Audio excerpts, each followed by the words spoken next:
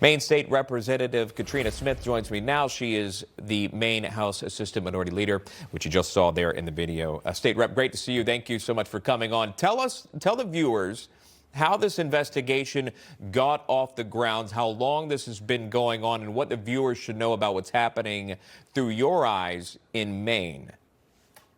I think you see that this problem goes back many years. What we've only begun to see through some audits that have been released is that Gateway Community Services itself has been overbilling MaineCare, has been billing for services that never happened. MaineCare is our version of Medicaid here in the state. We have over 450,000 people on MaineCare, even though we only have a population of 1.4 million people. So it allows for just lots of people to be billing it. We have a whistleblower from Gateway Community Services who has said specifically that they overbilled for electronic payments and that they also billed for services that they never gave to people.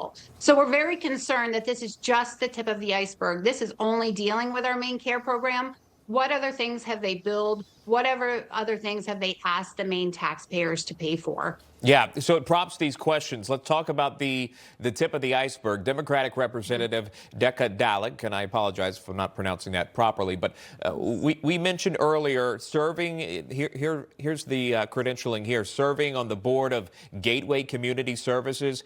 Well, she released a statement saying any accusations that I participated in illegal activities aren't just unequivocally false, they are also reckless and harmful. I take seriously the state's responsibility to serve as a good steward of taxpayer dollars, and I support the investigation to hold accountable any individuals who misuse funds. Then House Minority Leader Bob Fockingham, who called for Dhalac's removal from the Appropriations Committee. Do you support his call for her removal from the committee?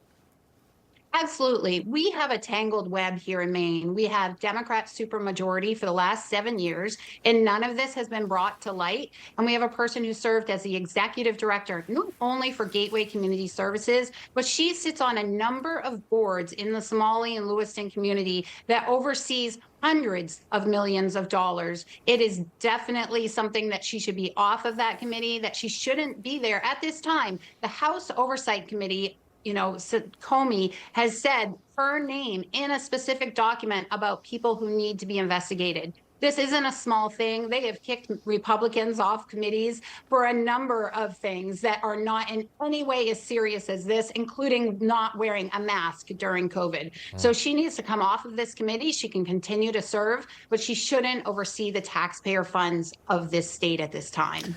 Let's go back to the recent press conference from Maine State Republicans. I want to play State Senator Matt Harrington and what he had to say about this really exploding scandal. Watch this. In recent weeks, we've seen massive welfare fraud scandal break out in Minnesota, and the fraud here in Maine has disturbing similarities to that in Minnesota. 7 months later, we are finally seeing some action with the suspension of funding to Gateway.